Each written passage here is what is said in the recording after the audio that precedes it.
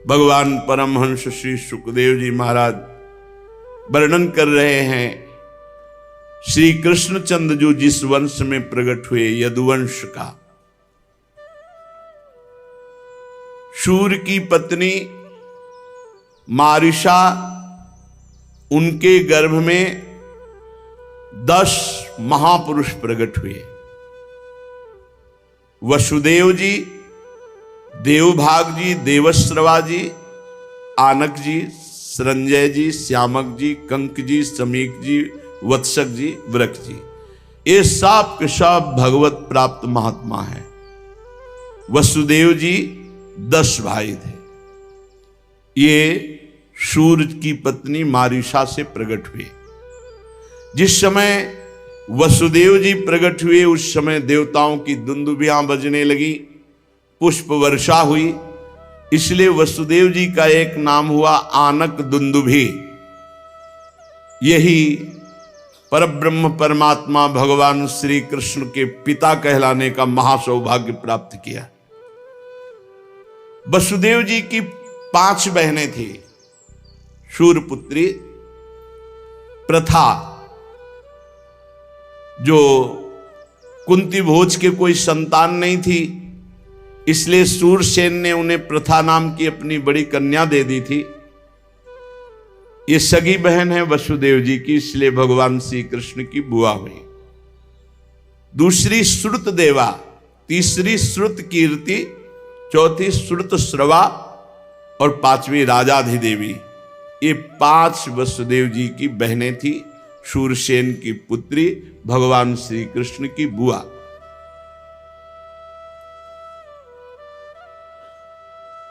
पृथ्वी इन्हीं महापुरुषों के चरण चिन्हों से पावन होती, जो भगवान की भक्ति से इतना प्रबल हुए कि परब्रह्म परमात्मा को अपना पुत्र बना दिया। कितनी बड़ी बात है, जगत पिता को पुत्र बना दिया। प्रथा का विवाह महाराज पांडु से हुआ, वो पीछे आप सुन चुके। श्रुतदेवा का विवाह करुष देश के अधिपति वृद्ध शर्मा से हुआ, उससे दंतवक्त का जन्म हुआ। ये दंतवक्त पूर्व जन्म में हिरणाक्ष था। इस सनकादि के शाप से जय विजय। कैकेय देश के राजा धृष्टकेतु ने श्रुत कीर्ति से विवाह किया, उससे संतर्दन आदि 5 कैकेय राजकुमार हुए। राजाधिदेवी का विवाह जयसेन से हुआ, उनके 2 पुत्र हुए, विंद और अनविंद। ये कौरव पक्ष में थे, भगवान की प्रेरणा से पांडवों के द्वारा इनका वध हुआ। ये अवंती के राजा थे। और चेदिराज दमघोष ने श्रुतश्रवा का पाणी ग्रहण किया, उससे शिशुपाल का जन्म हुआ, पीछे आप सुन चुके हैं। वसुदेव जी के भाइयों में से देवभाग की पत्नी कंसा, इनके गर्भ से 2 पुत्र हुए, चित्रकेतु और बृहद्वल। देवश्रवा की पत्नी कंसवती से सुवीर और इष्मान नाम के 2 पुत्र हुए। आनक की पत्नी कंका के गर्भ से 2 पुत्र हुए, सत्यजीत और पुरजीत। संजय ने अपनी पत्नी रष्टपालिका से गर्भवृष और दुष्मर्षण आदि कई पुत्र उत्पन्न किए। श्यामक ने सूरभूमि नाम की पत्नी से हरिकेश और हिरण्याक्ष नाम के 2 पुत्र उत्पन्न किए। मिस्र केशी अप्सरा के गर्भ से वत्सक के वृक आदि कई पुत्र हुए। वृक ने दुर्वाक्षी के गर्भ से तक्ष, पुष्कर, शाल आदि कई पुत्र उत्पन्न किए। शमीक की पत्नी सुदामिनी ने सुमित्र और अर्जुन, पाल आदि कई बालक उत्पन्न किए। कंक की पत्नी कर्णिका के गर्भ से 2 पुत्र हुए, रितधाम और जय। वसुदेव जी की देवकी के अलावा और भी पत्नियां थी, पौरवी, रोहिणी, भद्रा। रोहिणी जी जिनसे भगवान बलराम जी का, भद्रा, मदिरा, रोचना, इला, और फिर सबसे ये छोटी देवकी जी थी। रोहिणी के गर्भ से वसुदेव जी के द्वारा भगवान बलराम जी गद, सारण, दुर्मद, विपुल, ध्रुव, कृत आदि पुत्र हुए। पौरवी के गर्भ से उनके 12 पुत्र हुए, भूत, सुभद्र, भद्रवा, दुर्मद और भद्र आदि। नंद, उपनंद, कृतक, शूर आदि मदिरा के गर्भ से उत्पन्न हुए। कौशल्या ने एक ही वंश उजागर पुत्र उत्पन्न किया, उसका नाम था केशी। उसने रोचना से हस्त और हेमांगद आदि, इला से उर्वल्क आदि ये प्रधान यदुवंशी पुत्रों को जन्म दिया। परीक्षित वसुदेव जी की धृतदेवा के गर्भ से विप्रस्थ नामक एक ही पुत्र हुआ। शांति देवा से श्रम और प्रतिश्रुत आदि कई पुत्र हुए। उपदेवा के पुत्र कल्पवर्ष आदि 10 राजा हुए और श्रीदेवा के वसु, हंस, सुवंश आदि 6 पुत्र हुए। देवरक्षिता के गर्भ से गद आदि 9 पुत्र हुए। और जैसे स्वयं धर्म ने 8 वसुओं को उत्पन्न किया, वैसे ही वसुदेव जी ने सहदेवा के गर्भ से पुरुविश्रुत आदि 8 पुत्र उत्पन्न किए। परम उदार वसुदेव जी ने देवकी के गर्भ से भी 8 पुत्र उत्पन्न किए, जिनमें 7 के नाम हैं कीर्तिमान, सुषेण, भद्रसेन, ऋजु, संवर्धन, भद्र। इनको जन्म लेते मार डाला कंस ने। शेषावतार बलराम जी को आकर्षण करके योग माया ने रोहिणी जी के गर्भ में रखा। और 8वें के रूप में स्वयं सच्चिदानंद भगवान श्री कृष्णचंद्र जी पधारे। और एक कन्या थी सुभद्रा। सुभद्रा जी भगवान श्री कृष्ण की बहन है।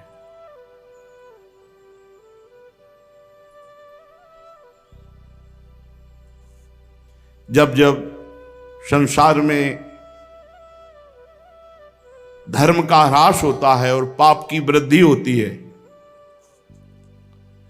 यदा यदेहि धर्मस्य क्षयो वृद्धिश्च पापमनः तदा तो भगवान ईशा आत्मानं सृजते हरि। नाहृष्य जन्मनो हेतु कर्मणो वा महीपते आत्ममाया विनेशस्य परस्य दृष्टुरात्मना। जब धर्म का ह्रास होने लगता है और धर्म बढ़ने लगता है, तब सर्वशक्तिमान भगवान श्री हरि स्वयं पधारते हैं। परीक्षित, भगवान सबके दृष्टा हैं, भगवान सबकी आत्मा है, भगवान सबसे असंग हैं। इसीलिए उनकी आत्मस्वरूपिणी योग माया के अतिरिक्त भगवान के जन्म लेने की बात और नहीं कही जा सकती। कि वो अपनी योग माया का आवरण करके प्रकट होते हैं। भगवान कहीं बालक की तरह गर्भ में रहना, जन्म लेना, ये भगवान की योग माया का विलास है। जीव के जन्म, जीवन और मृत्यु ये कारण से होते हैं। भगवान अकारण कृपा करके अवतार लेते हैं। भगवान का आना केवल अनुग्रह है, केवल कृपा है।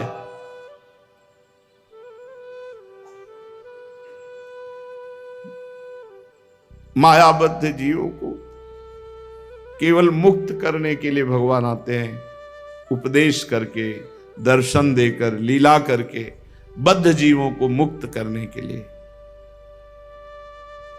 जब असुर लोग राजाओं के वंश में उत्पन्न होते हैं, राजाओं का वेश धारण करते हैं, अनेकों अक्षोणी सेना लेकर के दीन दुखियों को मारते हैं, कष्ट देते हैं, सारी पृथ्वी को दुख देने लगते हैं, तो फिर पृथ्वी का भार उतारने के लिए स्वयं भगवान बलराम जी के साथ पधारते हैं और ऐसी लीलाएं करते हैं कि बड़े बड़े देवता भी मन से अनुमान नहीं कर सकते। शरीर से करने की तो बात जाने दो। पृथ्वी का भार उतारना तो एक निमित्त है, वो तो संकल्प से भी हो सकता है, पर प्रकट होकर प्रधान बात है अनुग्रहाय भूतानां सुपुण्यम व्यतनोद यशः। अपने भक्तों पर अनुग्रह करने के लिए भगवान पधारते, क्योंकि भगवान का ऐसा पवित्र यश है जिसके गान के सहारे भक्तजन जीते हैं। यही आहार है। अगर भगवान की चर्चा सुनने को न मिले, भगवान की बात सुनने को न मिले तो जीवन कैसे जी पाए? नहीं जी सकते भक्तजन। भगवान का पवित्र यश, भगवान के गुण, भगवान की रूप श्रवण करके, गा करके इस दुख शोक अज्ञान से पार हो जाते हैं। भगवान का यश क्या है? यस्मिन् सत्कर्ण पीयूषे यशस्तीर्थ वरेश कृत श्रोतांजलि रूपस्पृश्य धुनुते कर्म वासनाम। जो भगवान के पावन चरित्रों का गायन करता है, श्रवण करता है, उसके सारे पाप नष्ट हो जाते हैं। जो कानों की अंजलि से श्रोतांजलि रूपस्पृश्य धुनते कर्म वासनाम, जन्म जन्मांतर की कर्म वासनाएं भस्म हो जाती जब कानों से भगवान की लीला चरित्र सुने जाते हैं। भगवान का यश लोगों को पावन करने वाला सबसे बड़ा तीर्थ है। ये कानों के लिए अमृत है। एक बार जिसको इसका चस्का लगा वो छोड़ नहीं सकता, जी नहीं सकता। गोपीजन कहती जाओ भ्रमर, जब उनको हमारे बिना समय कट जाता है तो हम भी उनकी चर्चा, फिर नहीं सकी, मैं उनकी चर्चा के बिना जी नहीं सकती। ये हमारा जीवन है। उनकी चर्चा क्या है? ये हमारा जीवन है। हम जी नहीं सकती उनकी बात किए बिना। कर्म की वासनाएं निर्मूल हो जाती हैं जो भगवान के पावन चरित्रों को श्रवण करता रहता है, गाता रहता है। ये भोजवंश, वृष्णि, अंधक, मधु, शूरसेन, दशारकुर, संजय, पांडुवंशी, ये सब परम पवित्र हो गए क्योंकि भगवान के संबंध से जुड़े। परीक्षित भगवान का बहुत सुंदर रूप, श्यामल शरीर, सर्वांग तेजोमय, मनोरम विग्रह, ललित त्रिभंगी, प्रेम भरी मुस्कान, मधुर चितवन, प्रसाद पूर्ण वचन, पराक्रम, जिसके नेत्र गोचर हुए वो प्रेमानंद सरोवर में डूब गया। परीक्षित तुम्हें कैसे बतावें भगवान की मुख कमल की शोभा कैसी है? क्योंकि देख रहे ना श्री सुखदेव, देख रहे। यस्याननम मकर कुंडल चारुकर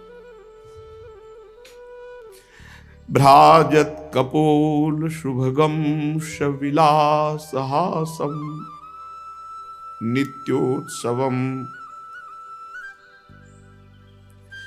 न तत्र पुरुदृश्यभिः पिबन्त्यो नार्यो नराश्च मुदिना कुपिता निमेष।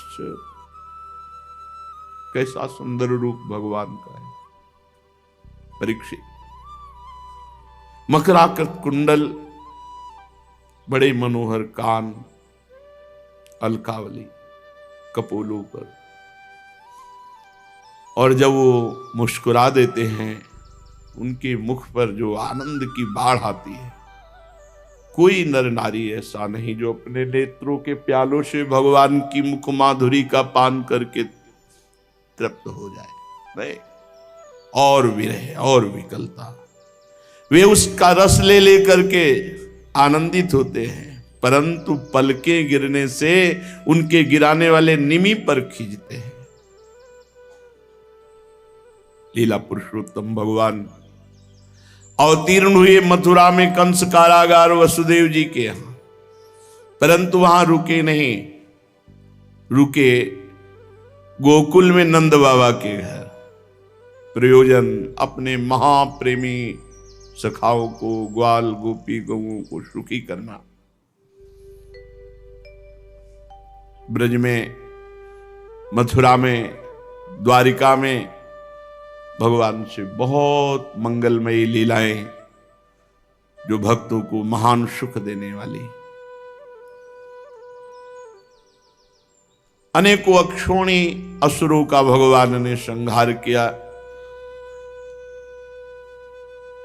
कहीं कौरव पांडवों के रूप में, कहीं स्वयं बलराम जी के साथ, जरासंध के साथ 17 बार 23 अक्षोणी सेना लेकर उसका आना, विनाश कर देना, 18वीं बार भागकर द्वारिकापुरी की रचना करना। बड़ी मंगलमयी भगवान की लीलाएं। भगवान ऐसी परम लीलाओं को करके परम धाम की लीला करते हैं। परीक्षित ने कहा, प्रभु नहीं, अभी तो आपने शुरू किया और परम धाम की बात कह दी, बड़े बड़े राजाओं के वंश का विस्तार किया और मेरे जीवन धन प्रभु की चर्चा इतनी करके आप नहीं। प्रभु आपने सूर्य वंश का विस्तार से वर्णन किया, राजाओं के चरित्र वर्णन किए, चंद्रवंश का वर्णन किया। प्रभु प्रभु आप कृपा करके मेरे जीवन धन भगवान श्री कृष्ण और बलराम जी जब प्रकट हुए, इनका विस्तार से चरित्र सुनाइए। परीक्षित जी को लगा कहीं महाराज इतने से ही ना बंद कर दे, अभी तो हमारे कानों में अमृत घोल शुरू हुआ कि हमारे जीवनाधार, क्योंकि परीक्षित का जीवन भगवान श्री कृष्ण के द्वारा प्रदत्त है। गर्भ में ही ब्रह्मास्त्र ने नष्ट कर दिया था, वो भगवान ने दिया है। मेरे जीवन दाता प्रभु श्री कृष्ण अवतार लेकर के कौन कौन सी लीलाएं की, हम विस्तार से उनको सुनना चाहते हैं। प्रभु अब ना तो भोगों की तृष्णा रह गई है, ना जीवन में मृत्यु का भय रह गया है। आपकी कृपा कटाक्ष से बस एक चाह रह गई है कि मैं भगवान की रूप माधुरी, लीला माधुरी सुनकर उसमें डूब जाऊं। जीवन मुक्त महापुरुष जिनका पूर्ण प्रेम से अतृप्त रहकर गान करते हैं, निवृत्त तरशैरुपगीयमानात् भवौषधाच्छोत्र मनोभिरामात् का उत्तम श्लोक गुणानुवादात् पुमान विरजेत बिना पशुनाथ। कौन ऐसा है जो उत्तम श्लोक भगवान श्री कृष्ण के चरित्र सुनना ना चाहेगा? भवरोग की राम बाणौषधि भवौषधाच्छोत्र मनोभिरामात्। यदि कानों से भगवान की चर्चा सुन ली तो जन्म मरण से मुक्त हो जाओगे। अगर विषयी पुरुष हो तो भी सुन लो, तुम्हारे पाप नष्ट होंगे, तुम्हें आगे से आगे तुम्हारी कामनाओं की पूर्णता होगी। और जीवन मुक्त महापुरुषों का तो आहार है यही भगवान का चरित्र। भगवान श्री कृष्ण चंद्र जी के ऐसे सुंदर सुखद रसीले गुणानुवाद से ये पशुघाती आत्मघाती मनुष्य के अतिरिक्त और ऐसा कौन होगा जो विमुख हो जाए भगवान की चर्चा से, भगवान की चर्चा ना सुने। महाराज श्री कृष्ण तो मेरे कुलदेव हैं। जब कुरुक्षेत्र में महाभारत युद्ध में देवताओं को भी जीत लेने वाले भीष्म पितामह आदि अतिरथियों ने मेरे दादा पांडवों को नीचा दिखाना चाहा, उस समय कौरवों की सेना उनके लिए अपार समुद्र के समान थी, जिसमें भीष्म आदि वीर बड़े बड़े मच्छों को भी निगल जाने वाले तिमिंगल मच्छों की भांति भय उत्पन्न कर रहे थे। परंतु मेरे स्वनाम धन्य पितामह युधिष्ठिर भगवान श्री कृष्ण की चरण कमलों की नौका का आश्रय लेकर उस महायुद्ध वे अनायास ऐसे पार हो गए, ठीक वैसे ही जैसे कोई मार्ग में चलता हुआ स्वभाव से बछड़े के खुर का गड्ढा पार कर जाए। महाराज मेरा ये शरीर जो आपके सामने है, कौरव और पांडव दोनों ही वंशों का एकमात्र सहारा था, अश्वत्थामा के ब्रह्मास्त्र से नष्ट हो चुका था। उस समय मेरी माता जब भगवान श्री कृष्ण की शरण में गई, तब उन्होंने हाथ में चक्र लेकर मेरी माता के गर्भ में प्रवेश किया और ब्रह्मास्त्र से मेरी रक्षा की। केवल मेरी ही बात नहीं, वे समस्त शरीरधारियों की आत्मा हैं, अमृतत्व का दान करते हैं। पर जीव जो भगवान से विमुख होकर विषयों में विचरण करता है, उसी को भगवान काल रूप और मृत्यु रूप से अनुभव में आते हैं। भगवान का नर रूप धारण करना ये तो एक लीला है। आप मेरे प्राणाधार उन्हीं श्री कृष्ण के ऐश्वर्य और माधुर्य से परिपूर्ण लीलाओं का वर्णन कीजिए। आपने अभी बताया कि बलराम जी रोहिणी के पुत्र थे, और आपने जब देवकी के पुत्रों की गणना की तो बलराम जी का उसमें भी नाम आया, तो दूसरा शरीर धारण किए बिना दो माताओं का पुत्र एक कैसे हो सकता है? असुरों को मुक्ति देने वाले और भक्तों को प्रेम वितरण करने वाले भगवान श्री कृष्ण अपने वात्सल्य स्नेह से भरे हुए पिता का घर छोड़कर ब्रज में क्यों गए? यदुवंश शिरोमणि भक्तवत्सल प्रभु नंदादि गोप बंधुओं के साथ कहां कहां निवास किया? ब्रह्मा और शंकर का भी शासन करने वाले भगवान ने ब्रज में तथा मधुपरी में रहकर कौन कौन सी लीलाएं की? और महाराज, उन्होंने अपनी मां के भाई मामा कंस को अपने हाथ क्यों मार डाला? मामा होने के कारण वो पूजनीय था, मारे जाने योग्य नहीं था, क्यों मारा? मनुष्याकार सच्चिदानंदमय विग्रह प्रकट करने वाले भगवान श्री कृष्ण द्वारिकापुरी में यदुवंशियों के साथ कितने वर्षों तक निवास किया? प्रभु की सेवा में कितनी पत्नियां थीं? और हे परमहंस शिरोमणि, मैंने जो लीलाएं ना पूछी हो, जो गुप्त हो, अधिकारी समझते हो, तो मुझे भगवान के चरित्र सुनाओ, क्योंकि भगवान के चरित्र सुनने में मुझे बहुत आसक्ति हो रही है।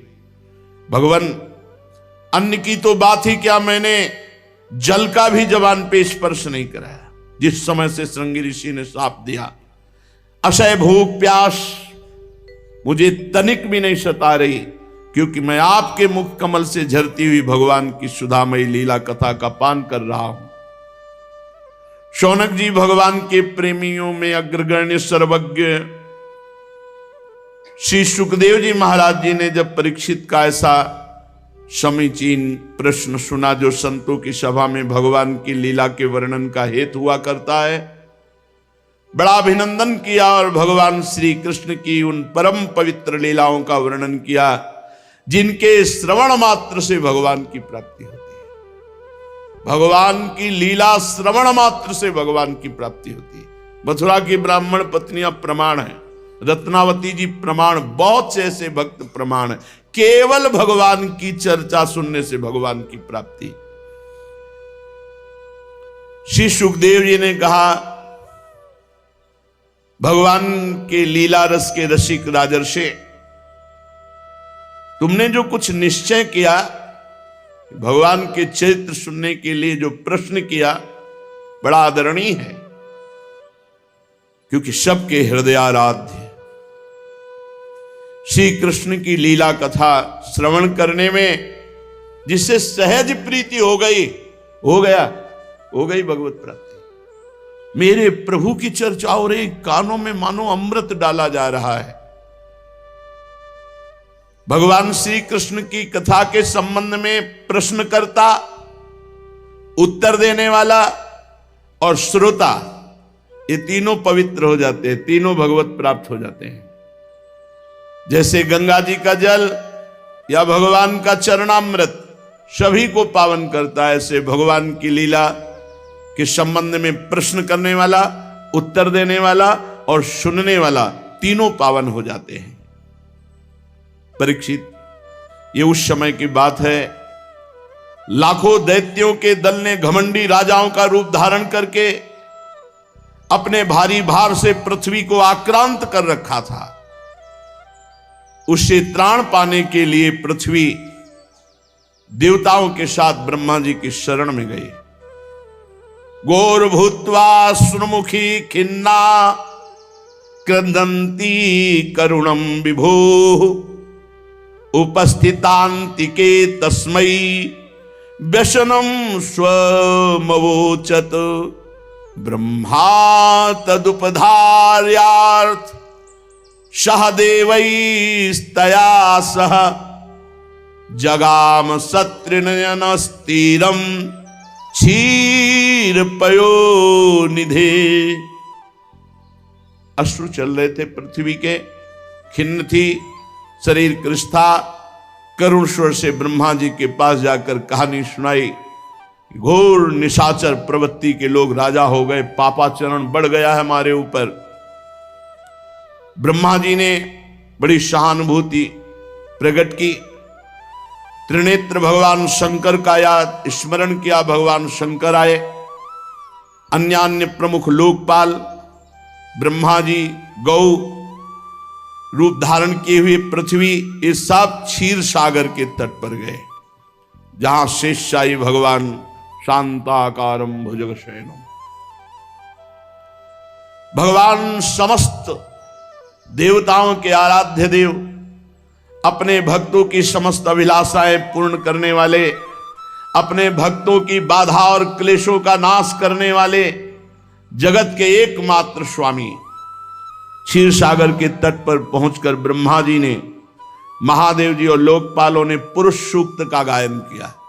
पुरुष सूक्त शास्त्र शीर्षा पुरुषा सहस्राक्षा सहस्त्रपाद, संपूर्ण पुरुष सूक्त जो ही गायन हुआ, जो ही ब्रह्मा जी समाधिस्थ हो गए। समाधि अवस्था में भगवान को देखा कि शेष की पर्यंक शैया पर भगवान सच्चिदानंद विराजमान है। समाधि स्थिति में कहा, ब्रह्मा समस्त देवताओं से कहो,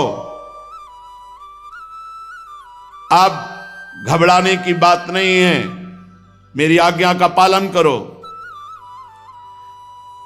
मैं ईश्वरों का ईश्वर, काल शक्ति के द्वारा पृथ्वी का भारण करने के लिए स्वयं अवतार ले रहा हूं। इस बार स्वयं भगवान पधार रहे हैं।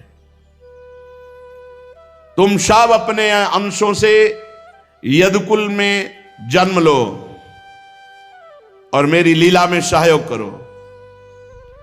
स्वयं पुरुषोत्तम भगवान इस बार प्रकट हो रहे हैं।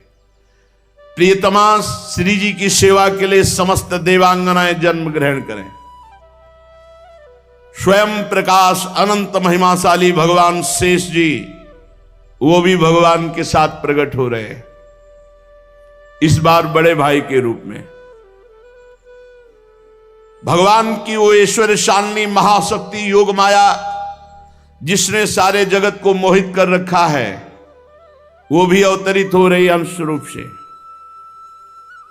श्री सुखदेव जी कहते, परीक्षित, ब्रह्मा जी ने सारी बात देवताओं को बताई और आज्ञा करी और पृथ्वी को ढांढस बंधाया कि अब तुम्हारा महासौभाग्य उदय होने वाला है। स्वयं भगवान अवतरित हो रहे हैं। पृथ्वी, समस्त लोकपाल देवता, भगवान शंकर अपने अपने स्थान को गए। उसी समय यदुवंशी राजा थे शूरसेन। वे मथुरापुरी में रहकर माथुर मंडल और शूरसेन मंडल का राज्य शासन करते थे।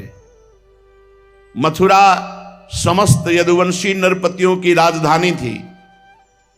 मथुरा में नित्य भगवान श्री हरि की उपस्थिति बताई। मथुरा नित्य कृष्ण को बास, निस्दिन श्याम न छाड़त पास।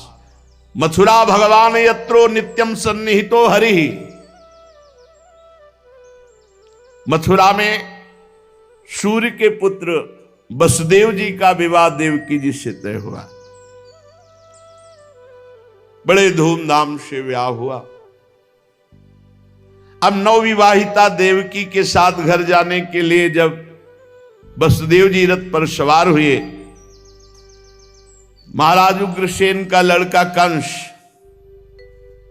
अपनी चचेरी बहन देवकी को प्रसन्न करने के लिए सारथी को हटाया और स्वयं रथ हाँकने के लिए घोड़ों की लगाम ली। स्वर्ण और रत्न से जटित रथ पर देवकी जी विराजमान है और सारथी की जगह कंस लगाम पकड़े हुए रथ हाँक रहा है। देवकी के पिता थे देवक। उन्हें अपनी पुत्री पर बड़ा प्रेम था। देवकी को विदा करते समय सोने के हारों से अलंकृत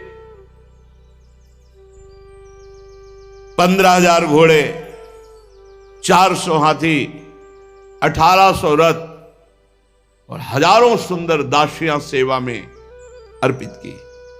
बहुत बड़ी विदाई के समय सामग्री देवक जी ने दी। शंख तुरी मृदंग दुंदुबियां बज रही, जय जयकार हो रही, बड़े आनंद से विदाई हो रही देवकी जी की। इतने में आकाशवाणी हुई, पथि प्रग्रहिणम कंस माभास्याः शरीरवाक् अस्यास्त्वामष्टमो गर्भो हंतायाम वहसे अबुत। ए पापी कंस, जिस बहन को तू बड़े गर्व से विदा कर रहा है, इसी के गर्भ से प्रकट हुई 8वीं संतान तेरी मृत्यु का कारण बनेगी। मारा जाएगा तू इसकी 8वीं संतान से। इसका 8वां गर्भ तेरे विनाश का कारण बनेगा। आकाशवाणी। कूद पड़ा रथ से। पापी, महाबलवान, दुष्टता की सीमा। आकाशवाणी सुनते ही रथ से कूद पड़ा, तलवार निकाली और देवकी के बाल पकड़े और बसदेव जी ने, महाराज महाराज, राजकुमार, ऐसा नहीं, ऐसा नहीं। आप भोज वंश के होनहार वंशधर, अपने कुल की कीर्ति बढ़ाने वाले हैं। बड़े बड़े शूरवीर आपके गुणों की सराहना करते हैं। महाराज, एक तो ये स्त्री, दूसरे बहन, तीसरे अभी अभी विवाह के शुभ चिन्हों से युक्त है। ऐसी स्थिति में आप कैसे मार सकते हैं? वीरवर, हम आपको सिद्धांत की बात बताते हैं। जो जन्म लेते हैं उनके शरीर के साथ मृत्यु भी उत्पन्न होती है। आज हो या 100 वर्ष के बाद, जो प्राणी है उसकी मृत्यु होगी, पक्का होगी। जब शरीर का अंत ही होना है, जीव अपने कर्म के अनुसार दूसरे शरीर को ग्रहण करता है, उसे विवश होकर ऐसा करना पड़ता है। फिर आप पाप क्यों कर रहे हैं? अपराध क्यों कर रहे हैं? जैसे चलते समय मनुष्य एक पैर जमा कर ही दूसरा पैर उठाता है, जैसे जोंक किसी अगले तिनके को पकड़कर पहले पकड़े हुए तिनके को छोड़ती है, वैसे जीव कर्म के अनुसार किसी न किसी शरीर को प्राप्त होता है, फिर शरीर को छोड़ता है। महाराज, जैसे कोई पुरुष जागृत अवस्था में राजा के ऐश्वर्य को देखकर, इंद्रादि के ऐश्वर्य को सुनकर उसकी अभिलाषा करने लगता है और चिंतन करते करते स्वप्न में या तन्मयता में अपने को राजा देखता है, क्या वो राजा हो जाता है? महाराज, वो अपने दरिद्र अवस्था के शरीर को भूल करके अपने को तन्मयता में लाके मानता है मानो राजा है। ये चिंतन है। आप अपना चिंतन संभालिए, क्रोध मत कीजिए। जीव कर्मकृत कामना, कामनाकृत कर्म के वशीभूत होकर एक दूसरे शरीरों को प्राप्त होता रहता है। पहले शरीर को भूल जाता है और जिस शरीर में होता है उसी में हम कर बैठता है। और ये सब शरीर विकारों के पुंज हैं। मन इन्हीं विकारों को भोगता है। देहांत के समय पूरे जीवन भर जो करता है, अंतिम समय उसके दिमाग में छा जाता है और वही उसके अगले जन्म का कारण होता है। इसीलिए जीवन भर भजन। ये पांच भौतिक शरीर जिसमें तल्लीनता की जाती है, यही दुर्गति का कारण होता है। महाराज, आप ऐसा मत कीजिए। जैसे सूर्य, चंद्रमा आदि चमकीली वस्तुएं जल भरे घड़ों में, तेल आदि तरल पदार्थों में प्रतिबिंबित होती हैं हवा के झोंके से, जल आदि के हिलने डोलने पर प्रतिबिंबित वस्तुएं चंचल जान पड़ती हैं, वैसे जीव अपने स्वरूप के अज्ञान द्वारा रचे हुए इन स्थूल सूक्ष्म कारण शरीरों को अपना मान बैठता है और मोहवश इनका मरना जीना अपना मरना जीना मानने लगता है। इसलिए महाराज, जो अपना कल्याण चाहता है उसे किसी से द्रोह नहीं करना चाहिए, क्योंकि जीव जब तक किसी से द्रोह करेगा मुक्त नहीं हो सकता। अजात शत्रु होना पड़ेगा। इस जीवन में शत्रु से मरने के बाद परलोक में उसे भयंकर दंड मिलेगा जो कि यहां किसी से द्रोह करेगा। कंस, ये तुम्हारी छोटी बहन है, बच्ची है, अभी अभी तो ब्याह हुआ है, तुम्हारी कन्या के समान है, फिर तुम इसका वध करना चाहते हो? नहीं नहीं, देखो इसके विवाह के मंगल चिन्ह शरीर पर से उतरे नहीं, ऐसे आप दीन वत्सल को नहीं मारना चाहिए। वसुदेव जी बड़ी प्रशंसा किए, सामनीति भय आदि भेद नीति कंस को बहुत समझाया, परंतु वो तो राक्षस स्वभाव का था। उसने अपना घोर संकल्प नहीं बदला। वसुदेव जी ने जब देखा कि कंस तो मार ही डालेगा, तो सोचा किसी तरह इसे इस समय टालना चाहिए। वसुदेव जी ने विचार किया कि बुद्धिमान पुरुष को जहां तक बुद्धि काम करे मृत्यु के टालने का उपाय करना चाहिए। प्रयत्न करने पर ना टल सके तो फिर कोई दोष नहीं। इसलिए उन्होंने कहा, महाराज महाराज एक बात है, आपको देवकी से तो कोई भय नहीं, देवकी का 8वां पुत्र आपको मारेगा।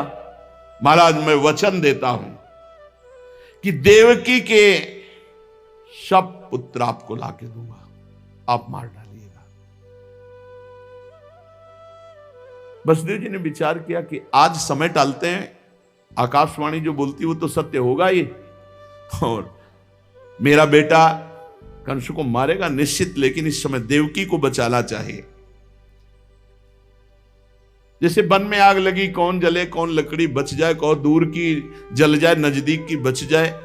बड़ा विचार करके पापी कंस की प्रशंसा की और प्रफुल्लित हंसते हुए कहा, महाराज अब आपको छोड़ देना चाहिए। मैं वचन देता हूं देवकी के हर गर्भ से उत्पन्न हुई जो संतान वो आपको देंगे, आपको भय नहीं। कंस जानता था वसुदेव जी सत्य प्रतिज्ञ हैं, कभी झूठ नहीं बोलते,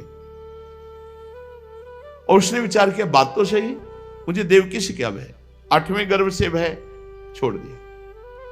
वसुदेव जी की सांस में सांस आई कि पापी आदमी, छोड़ दिया कम से कम।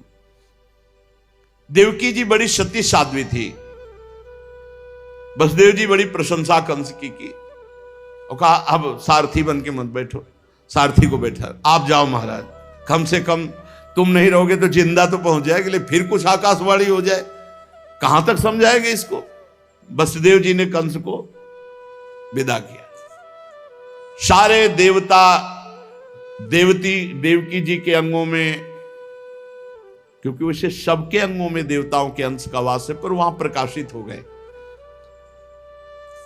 अब पहला पुत्र हुआ कीर्तिमान। वसुदेव जी को बहुत कष्ट हो रहा था ले जाने पर अपने सत्य वचन के आगे, तीजों में दे दीप्यमान बच्चा अभी कोमल, पापी के हाथ में देने जा रहे कि मारी डालेगा, कौन माता पिता का हृदय कहेगा। पर सत्य प्रतिज्ञ वसुदेव जी लेकर के गए, प्रदान किया। कंस ने देखा छोटा सा भी लाल लाल चरण, लाल लाल कर कमल, उन्होंने कहा क्या हमारी मृत्यु ने, ले जाओ 8वां लाना, 8वां। कहते हैं कि देवर्षि नारद जी ने विचार किया ये पापी ऐसी दया करेगा तो भगवान के अवतार में बड़ा विलंब हो जाएगा। नारायण नारायण नारायण, भगवान के मन है देवर्षि नारद, और ये ऐसे महात्मा है कि हिरण्यकश्यप, हिरणा, कोई भी कहीं भी चले जाए सब उठ के खड़े होंगे, सब पूजा करेंगे, सबको ऐसा लगता है कि मेरे पक्ष में देवर्षि नारद जी। कंस खड़ा हुआ, आओ महाराज, 8 पंखुड़ी का कमल लिए हुए गए। कहा कंस इसमें कौन सी 8वीं है, कौन सी पहली है? कहा ये, घुमा के हर पंखुड़ी को 8वीं साबित कर दिया। समझे, समझ गए? नारायण नारायण। तुरंत वसुदेव जी को बुलाओ। वसुदेव जी को पता था पापी ये कभी भी पलट सकता है। वसुदेव जी फिर लेके आए, पैर पकड़ करके पत्थर पर पछाड़ करके कीर्तिमान नामक प्रथम पुत्र को, फिर द्वितीय, तृतीय, चतुर्थ, पंचम और षष्ठ, सप्तम में भगवान शेषावतार बलराम जी। ये इसीलिए पहले आए क्योंकि रामावतार में जहां कुछ भगवान के पक्ष की बात करना चाहते थे तो मर्यादा पुरुषोत्तम गंभीर श्री रामचंद्र जी तो एकदम चुप होना पड़ता था। इसीलिए पहले आए कि अब तुम्हारे कहने से नहीं रुकेंगे, हम बड़े भाई, हम जैसा चाहेंगे वैसे आपकी सेवा करेंगे। इसलिए भगवान बलराम जी आए। भगवान सच्चिदानंद है।